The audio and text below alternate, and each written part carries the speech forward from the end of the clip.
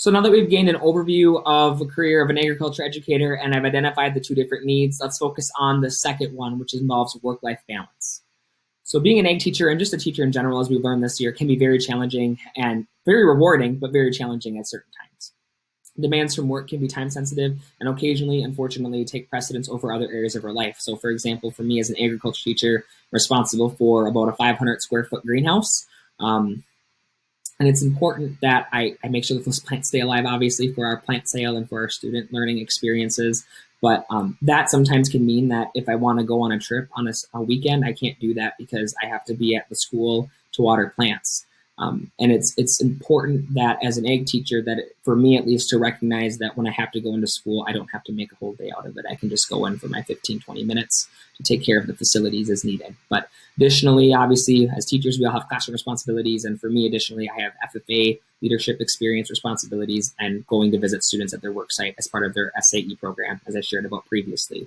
So all of these different demands can definitely stack up and be a little bit overwhelming, especially to a beginning agriculture teacher like myself. So it's important to consider and think about how much time we're spending in these different roles and wearing these different hats, so that when the time comes for us to rein back potentially, we have the opportunity to do that. We're not too far in.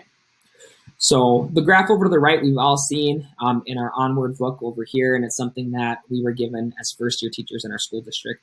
And I think that it's important throughout the year that we anticipate these different ups and downs that occur so that we are prepared to handle them, especially when things are getting tough.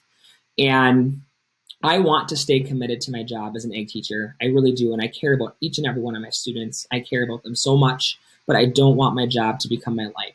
Right now, I'm a 23-year-old single male ag teacher, and someday I hope to have a wife and kids and a family of my own. I want to develop good habits now so that when the time comes and I have a family of my own, I'm not feeling the need to be glued to my desk at school, and I have the ability to kind of rein back some of the different things that I've been involved with as a teacher and empower students to take charge even more than they do right now.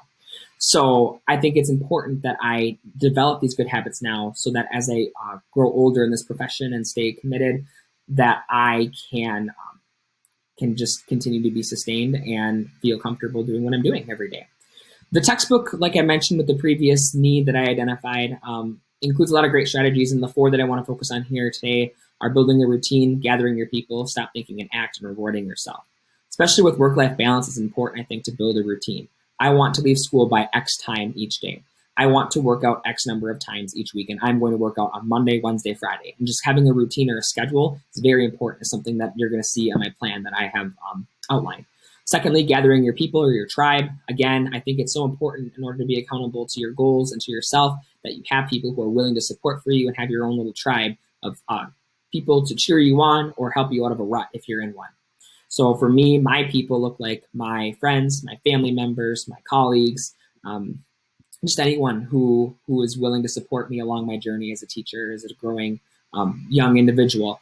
Third, stop thinking and act. I think sometimes when we sit here and we make these nice PowerPoint presentations and these goals and these plans, it can be easy to get distracted and just think about pondering different possibilities. I want to act, I want to make change in my life, and I want to make sure that I fulfill all of my goals that I have on the next slide. And also rewarding yourself, and this might look a little bit different for each person, but for me, if I meet my goals, I want to reward myself by going on a nice trip or by going and visiting a friend in a different state or something like that, just to keep myself motivated to meet my goals each month. So I have something to work towards. The timeline of meeting my goals, this month here, I'm going to post 3 wellness goals in my calendar, or in a calendar in my bedroom, so it's visible, and those 3 goals can be found there. And the last day of the month, I'm going to reflect on the degree of which each goal was met each month, and I'll cross off each goal each day to make sure that I've met it. And then in May 2022, I'll reflect on the goals and make any revisions as needed. Working with the resources I've listed here, I know that I'm going to accomplish my goal, and a lot of them can actually be used right on my phone, which is awesome, super convenient for me, makes it realistic. Also a reflective journal, and just friends and family I think are going to be really helpful for making sure that I stay accountable to my goals. By May 2022, I think I'm going to be spending a lot less time at school, and my time is going to be used more productively, and I'm going to have stronger relationships with the people in my life that I value. I'm also going to have deeper connection with my faith, and probably a lot healthier mindset and outlook. Throughout the year, I plan to have monthly reflections and analysis with accountability partners And I also, by the end of the year, will create new goals for the following school year.